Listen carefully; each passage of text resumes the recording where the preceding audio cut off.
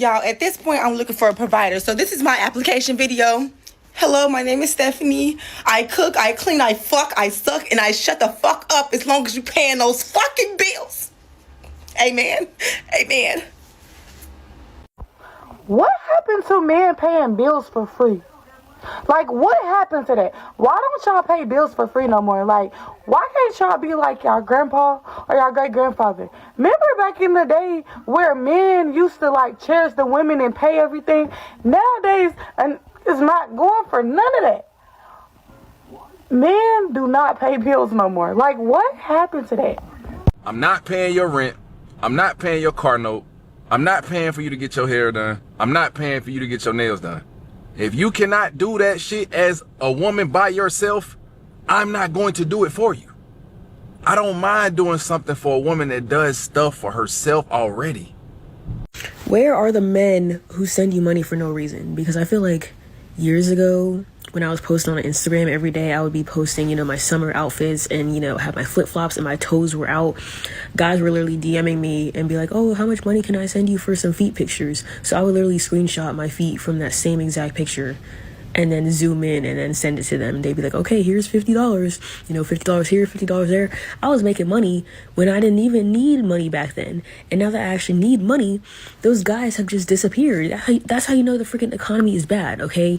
Men aren't sending money for weird ass reasons. We're not finding money on the ground anymore, so that's how you know we're all struggling now. It's funny how some people never saw men as human beings, only as endless sources of money until the system stopped working in their favor. She genuinely believed she was entitled to a lifetime of financial support without earning it. But now that more men are keeping their money, making smarter financial decisions, and focusing on their own goals, the dynamic has changed.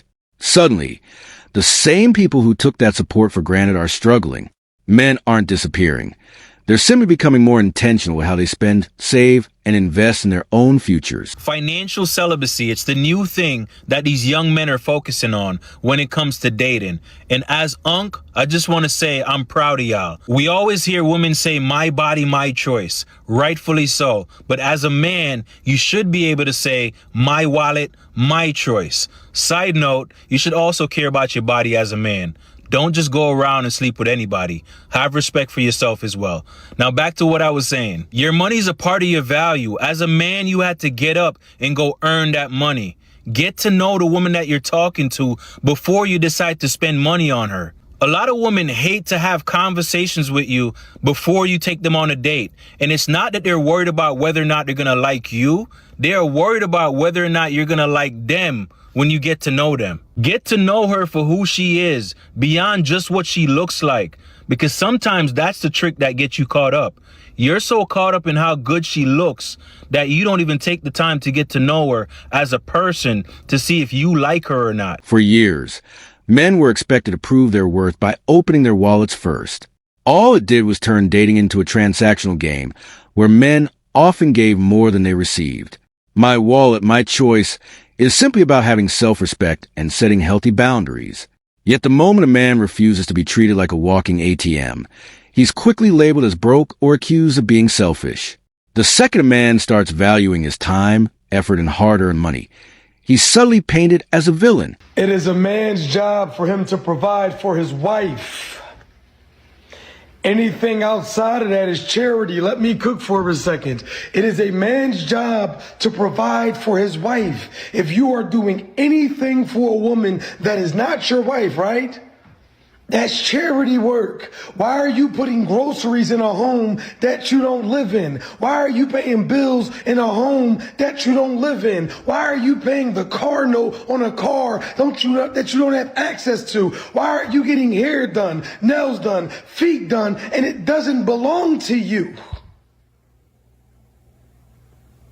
It is your job to provide for your wife. If you are spending any amount of money on any woman, it's because you want to do it and it's charity work. And so if she takes your money and gets dialed up and dances away with the next man, that's on you. If you pay her rent up to 6 months and in 3 months she decides she doesn't want to talk to you anymore or she wants to bring other men in that house, that's on you. If you're paying her car note and she got another man driving the car, that's on you. If you're paying her phone bill but it's other men contacting her on that phone, that's on you.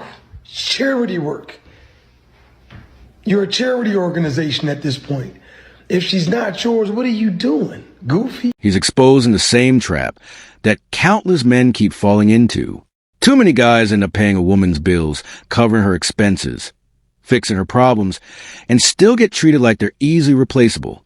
That kind of entitlement has convinced men they need to finance someone else's lifestyle just to get attention.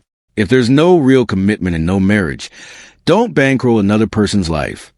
Value your work, protect your money, and respect your own boundaries. So I might regret this later, but is anyone else in this stage in their life where they're like, fuck being independent, fuck being single, sign me up for a motherfucking husband that can financially support me while I pursue my side gigs? So long story short, I got laid off and now I do 4 different part-time jobs that I've realized are way more fulfilling than what I ever used to do in corporate America. However, what is holding me back from really pursuing these part-time jobs is things like financial stability and having things like health insurance and a 401k and PTO.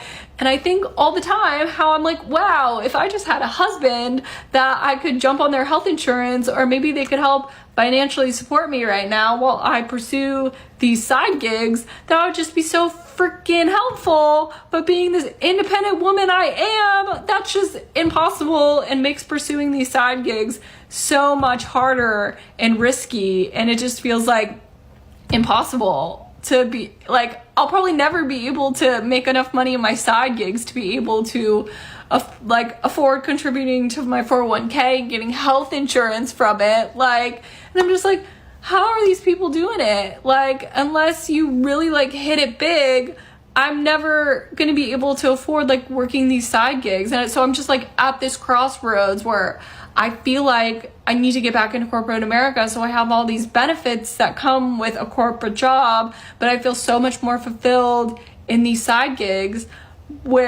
but it's like I'm not making enough money to like just go all in. Like, I don't know what to do.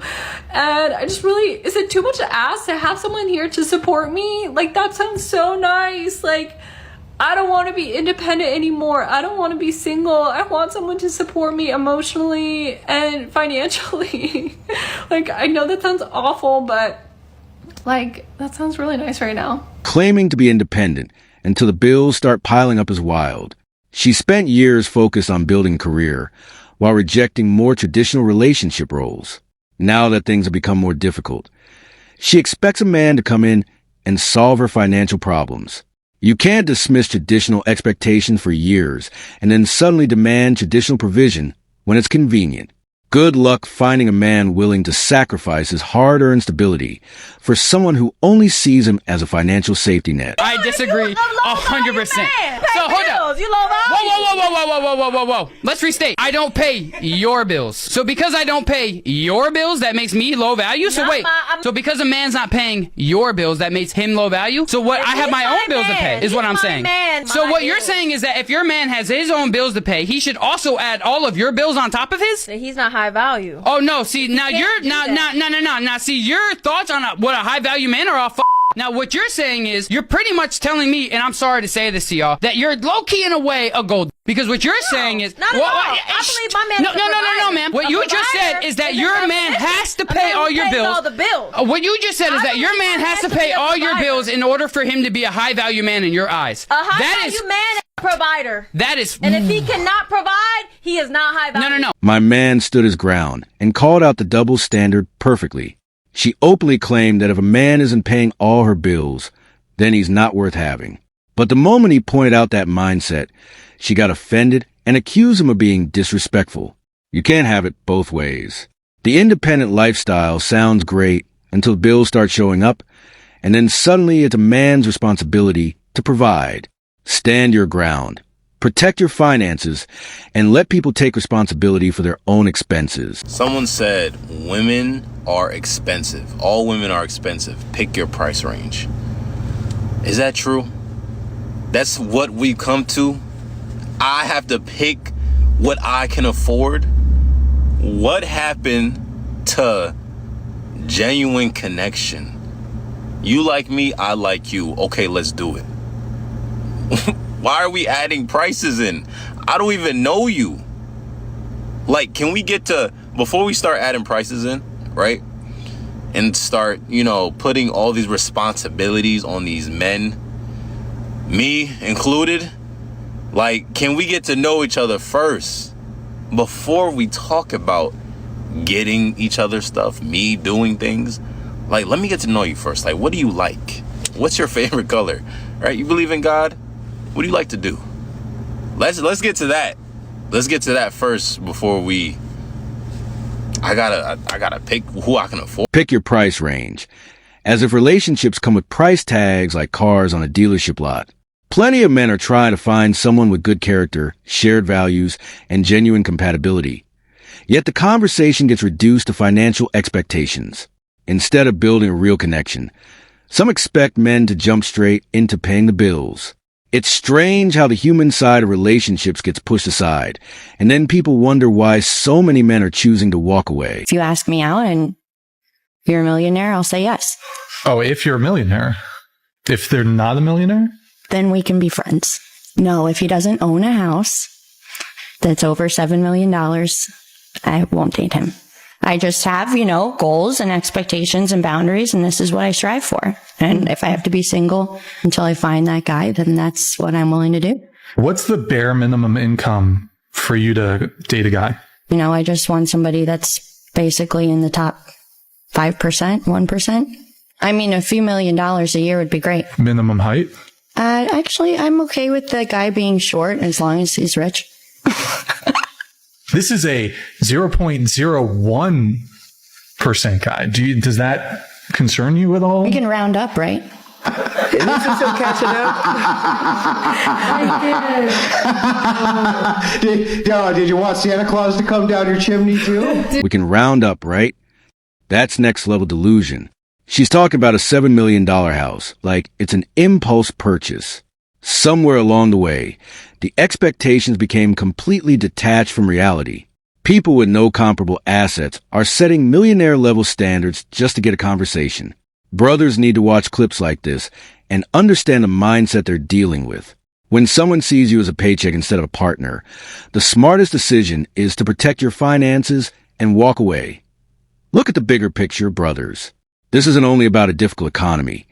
It's about the collapse of a mindset that depended on men endlessly giving without expecting the same commitment in return. For years, many men were taught that their value came from what they could provide financially, expected to play the role of provider, problem solver, and backup plan, while receiving little appreciation or loyalty in return.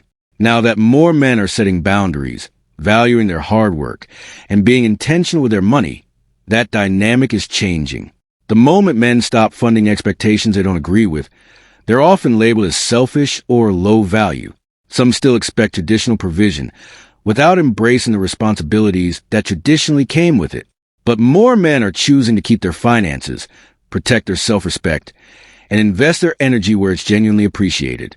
If this resonated with you and you're tired of the double standards, hit the like button, share this with the brothers, and subscribe to keep the conversation going.